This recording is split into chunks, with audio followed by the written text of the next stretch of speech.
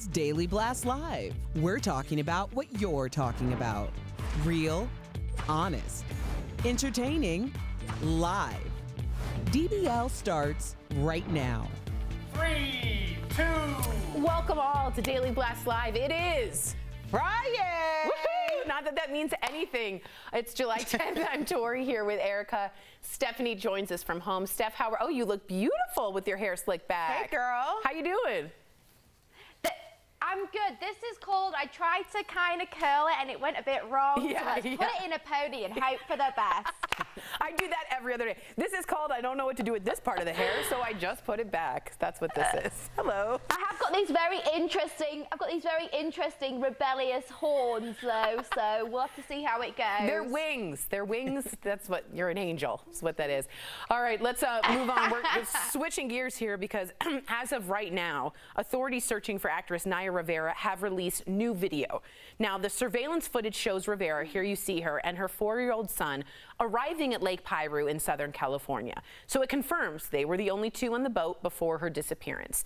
As of our taping today, Rivera is still missing, and the search for her is now being called a recovery operation. That's sort of hard to say.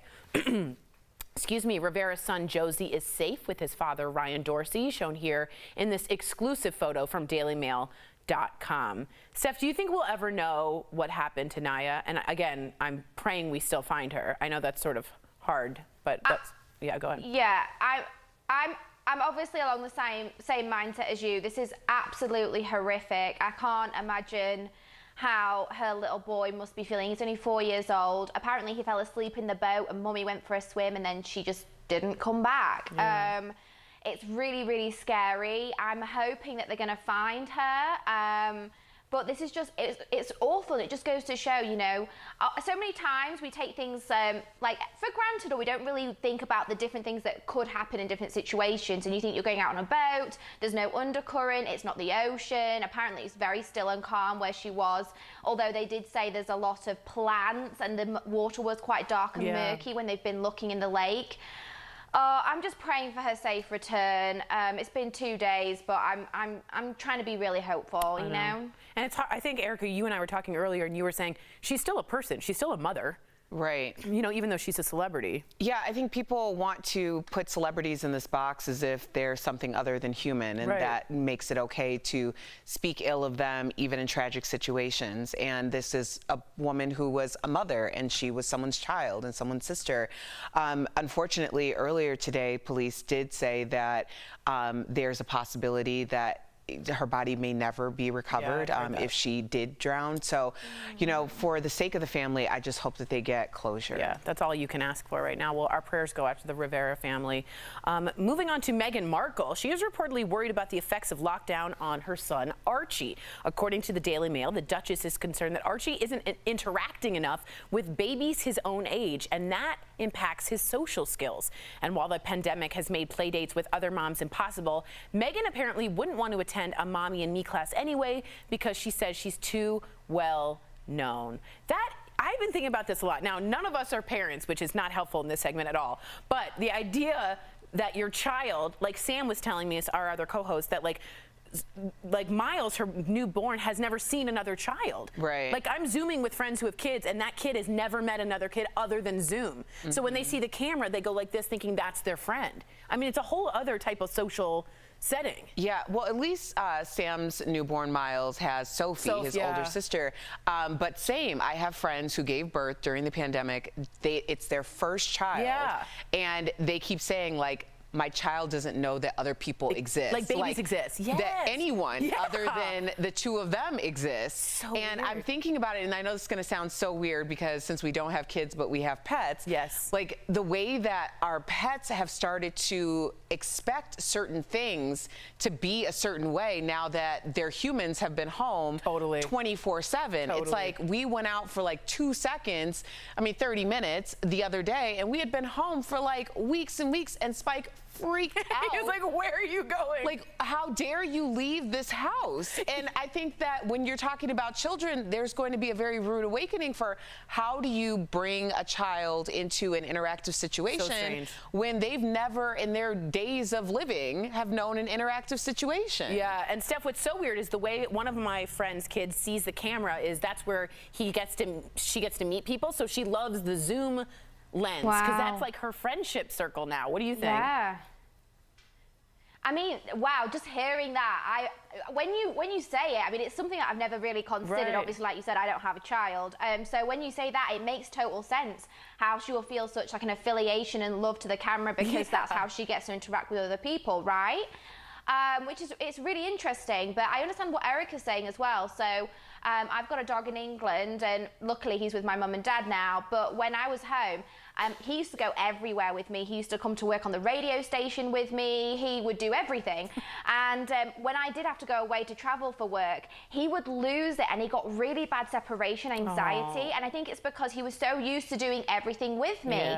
So I can only imagine as well, being a child, when regular life does eventually get here, and it will, and the parents are going back out to work, and maybe they're going to nursery or spending more time with other friends and family, I think that's going to be a big shock for a lot of children. I don't really know what the answer is, to be honest, but I hope that there's safe ways for like maybe families that have been quarantining can meet in a garden or something and let their kids interact and play with one another. And I'm sure Meghan's got some friends that hopefully she can take Archie to and at least see other children. They might not necessarily be one, but you know, at least he can have some interaction. And and I want to know, like, eventually what the missing of the tactile of touching another child will feel like, but we'll find out when this generation grows up. Maybe they just love cameras. Well, we want to give a happy birthday to Jessica Simpson. The mom of 3 turns 40 today, and she marked the milestone birthday by posting a selfie wearing her True Religion jeans from 14 years ago. Those things cost so much money. I used to beg for those. She says she kept in her closet all this time. So last month, Jessica posted this pic in a bikini, writing "Yeehaw" to my final days in my 30s.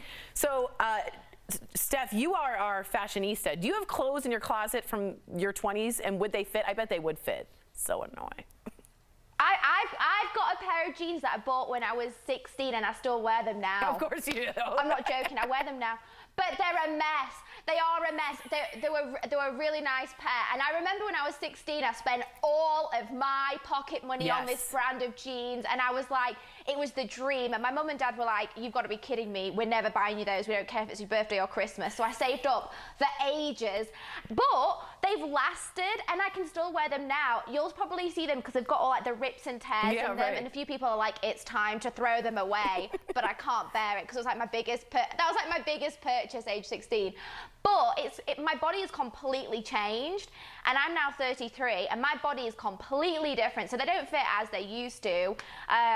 But yeah, it's weird, right? It is weird. But sometimes you just find something that you love, but most things, they go out of fashion and should definitely be thrown away. Yeah, like jeans definitely changed. Like I had the Jenko big ones where I was like, you don't know if I have legs. And now they're like the skinny ankle ones where I'm like, I can't fit this in. Erica, you have any clothes you kept? No, I don't keep clothes. In fact, clothes that I wore 2 seasons ago. Yeah, in fact, the clothing that I can't fit are now in Steph's I was going to say, I think they're in Steph's closet. I gladly take everything. It's amazing. It's a great it's fantastic. partnership. Erica's got like impeccable taste. So whenever she's like, oh, I don't want this, I'm like, yes. There's that ponytail working. I want to get to this story. Demi Moore's bathroom is getting a lot of attention right now. So the actress posted photos sitting on a couch in her bathroom working on her upcoming podcast, Dirty Diana. There is a lot to unpack here. Okay, notice the brown shag carpeting. We also notice this weird little doll wedged in the wall next to the toilet. And there appears to be a statue next to the bathtub. So Demi has posted photos from her loo before, like this one, where we get a better look at the statue, which she says is actually Joan of Arc.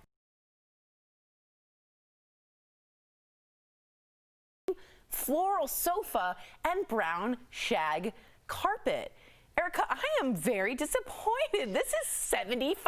I love Demi Moore, and I don't want to say anything, disparaging. But I just think it is so interesting because it's like people who don't necessarily have a ton of money always want to appear like they do, and then people who have a ton of money always want to appear like they don't. Because those photos look like the before photos on an HGTV. 100%. Like redo my home. Like make it, more contemporary. Am I the only person that doesn't mind? So you like the brown shag stuff? I think it's stick up for it. I'm kind of like it's like late 70s, early 80s chic. Like I've got friends in England that purposely do their house like a 70s or 80s house, and they use it as a location for magazines. And believe you me, there's carpet in places there should never be carpet. Never be carpet. I just have to say, I really dislike brown shag carpeting, so I don't like this at all. And especially brown shag carpeting just looks like it smells. It smells disgusting. In that picture, I could smell it. 100% I could smell the picture. Well, let us know what you think, Stephanie. Please stick around, because coming up on DBL, it's New Music Friday. We're playing the hottest new tracks and telling you what we really think of them. And as we go to break, another big thank you to our staff who are doing their part to keep the coronavirus under control by working from home. We miss y'all. We will be right back.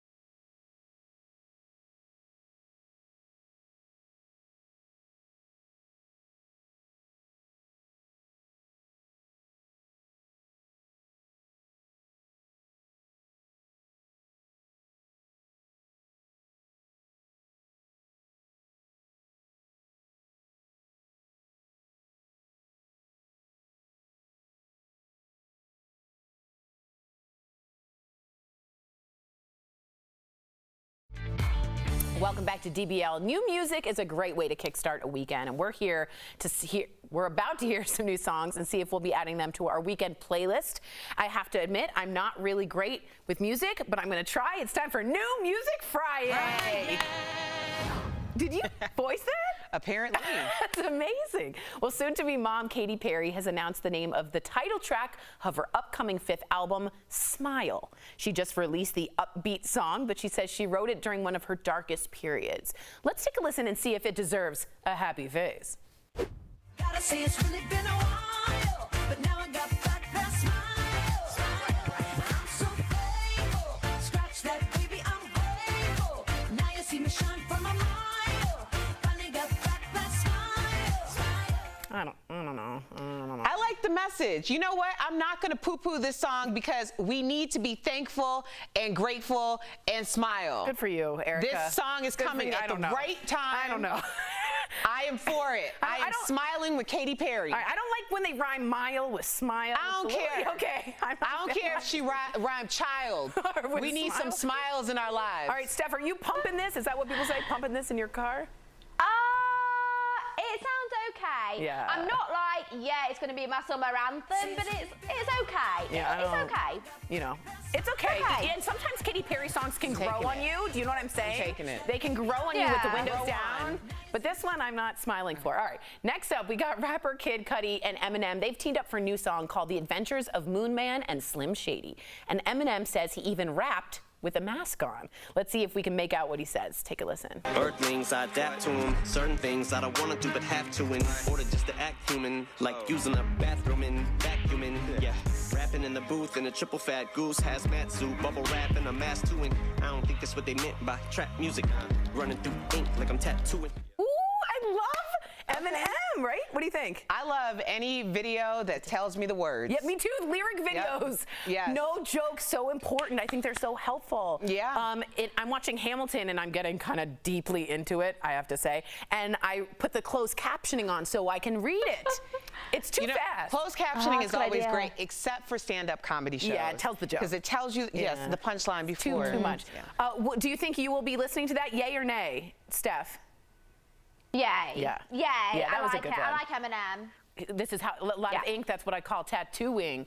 Okay, Kid Cudi regrets not working with late rapper Juice WRLD, but singer Halsey had a chance to do so before his accidental drug overdose in December. The late rapper's final album, Legends Never Die, was just released, and streaming fans crashed Spotify. Let's listen to "Life's a Mess."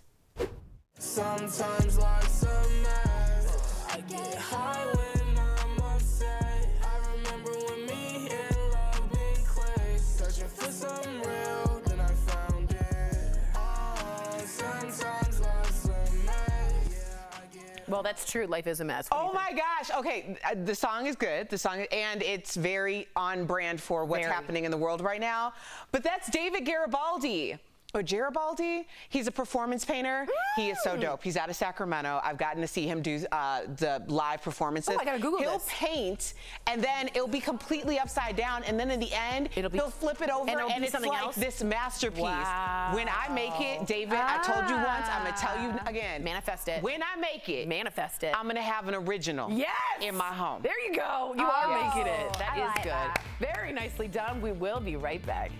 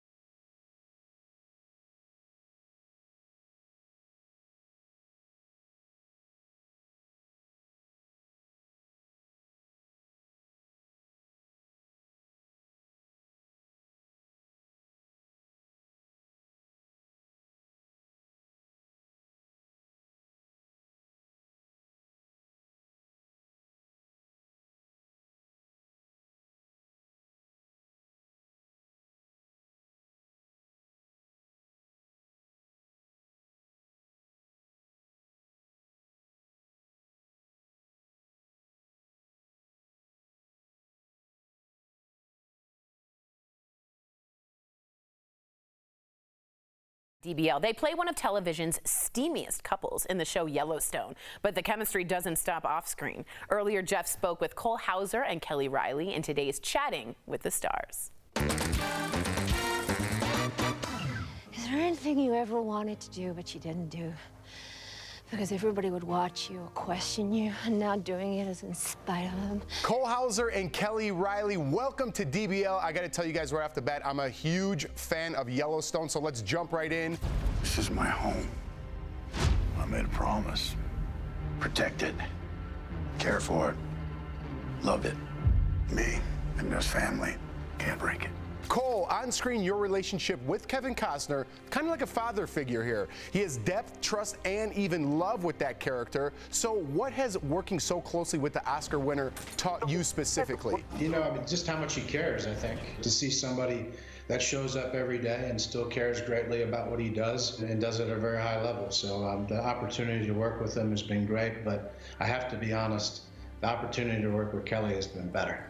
Really? What a compliment, Kelly. So, Kelly, playing a rancher's daughter in Montana is about as American as it gets. You are the trailer park. I am the tornado. So, as a British person, which I did not know you were, how did you channel Beth's character? Did you watch any old Westerns or anything like that? I grew up watching, you know, all the Westerns and every American movie, just like American kids do. I love playing characters as far away from myself as possible, and then you almost find yourself in there by surprise. Cole, between your characters in Dazed and Confused, Good Will Hunting, and The Breakup, that's actually how I know you. I had to go and Google it when I was watching the first season. I'm like, I know this guy. Now you play Rip. Who would you say you're most like in real life? None of them. I'm a little more laid back. You know, I'm a father of 3 and a husband for the last 20 years. So I enjoy, you know, just the simple life. After I get off the phone here with you guys, just to go and fish with my son. So I'm a pretty just mellow, laid back guy.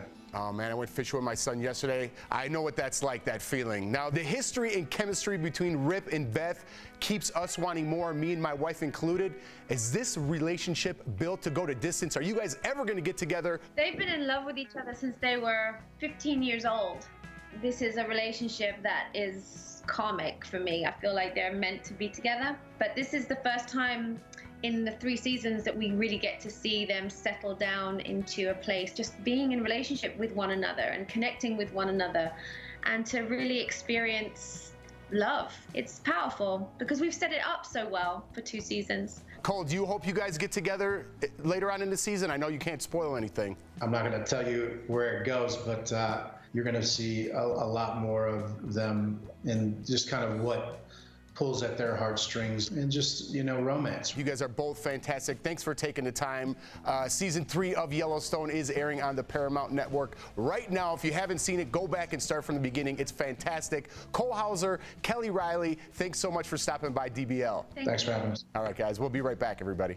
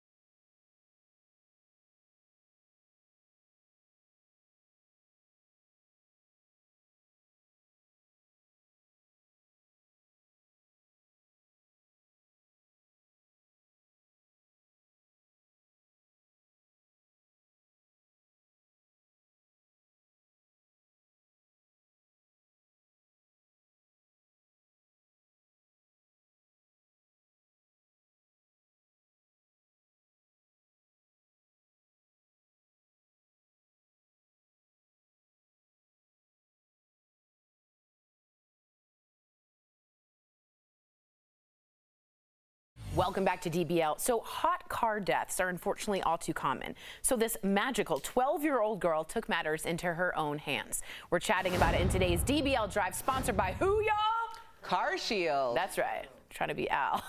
Lydia Denton saw some news reports of babies left in hot cars. So she created this pressure pad system, and it monitors the temperature on the car seat, right?